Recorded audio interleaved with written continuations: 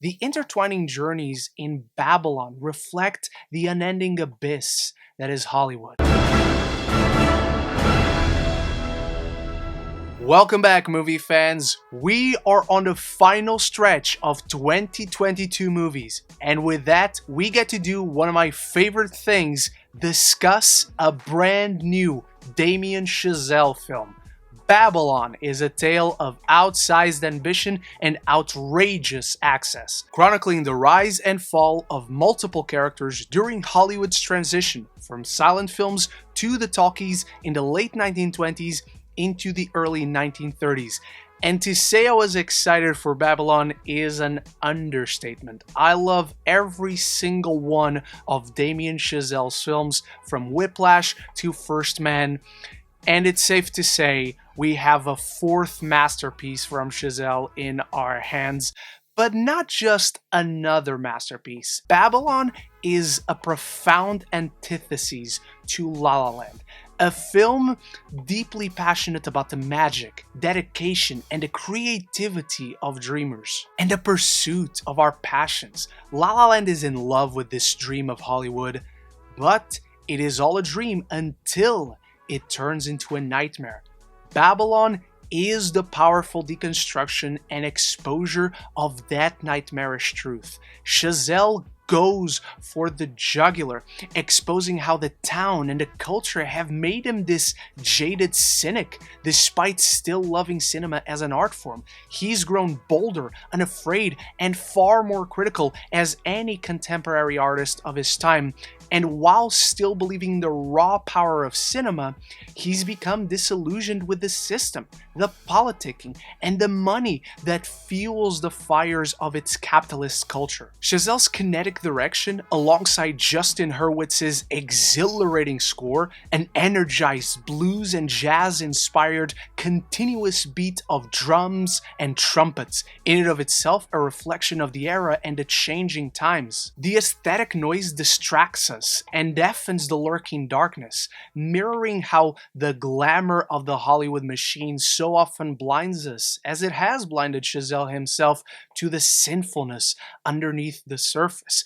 Combining mesmerizing visuals and an electrifying score evokes sheer, rousing euphoria as Chazelle takes us on this insane deep dive into the twilight years of the silent era and the transformative transition into the talkies, with the final result being an outrageous romp that surprisingly reveals profound layers and insightful analysis along the journey. The purity of the excess, debauchery, and unchanneled chaos of Hollywood exposes an industry and mindset so reluctant to change. It continuously clings on to bygone eras and the comfort of what it knows in a continuous vicious cycle. Chazelle attacks this hollow culture of the industry head on, commenting on the destructive monster that is fame, the unending pursuit of eternity, and the exploitation of marginalized peoples. Hollywood is depicted as this all-consuming, gaping abyss of exhibition at the expense of everything there is or ever was. And yet, miraculously, Chazelle uncovers genuine beauty and emotion amidst the mayhem. We see it in every character journey. The twists and turns taken along the way, the life-affirming highs, the hopelessness of the lows, and everything in between. All is captured in its genuine tumultuous nature as characters influence and impact each journey significantly. From Manny's happy accidents, beginning as a party helper serving the high and mighty, but soon he stumbles and becomes the assistant to Hollywood's biggest star, and eventually a successful studio exec holding all the power over the marginalized people as he once was. Or Nellie's Voyage, a big-eyed runaway full of wonder and hope who transforms into an adored star by renouncing her real self, only for, in a tragic twist of fate, the trauma she spent her entire life running away from to catch up to her as Hollywood grows tired of her unhinged nature, the exact characteristic that once made her loved by thousands, sending her down this inescapable, desperate spiral.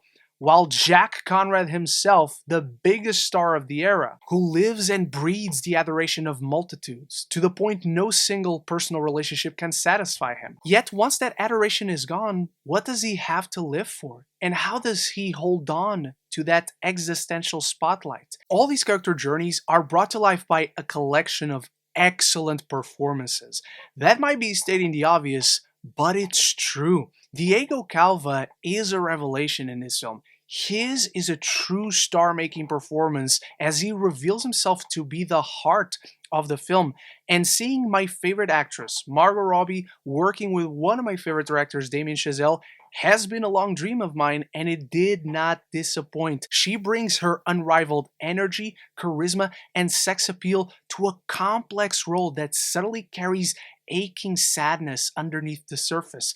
And while you have the expected charm and charisma of a Brad Pitt, Jack Conrad is one complex character. A role that demonstrates contemplative melancholy, one that I deeply resonated with and had me fighting tears at one point. The intertwining journeys in Babylon reflect the unending abyss that is Hollywood.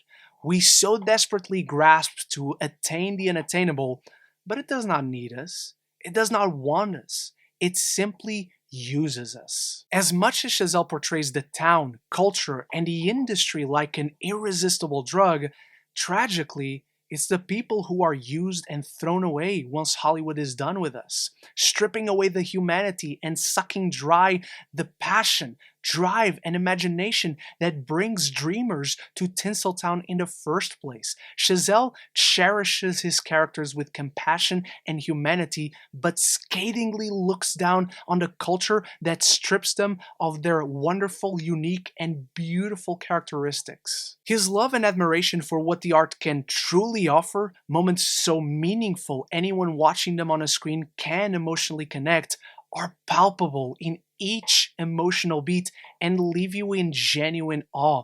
These moments of ineffable fascination rise above the drug-ridden, emotionally abusive, sexually loaded no man's land that is Hollywood.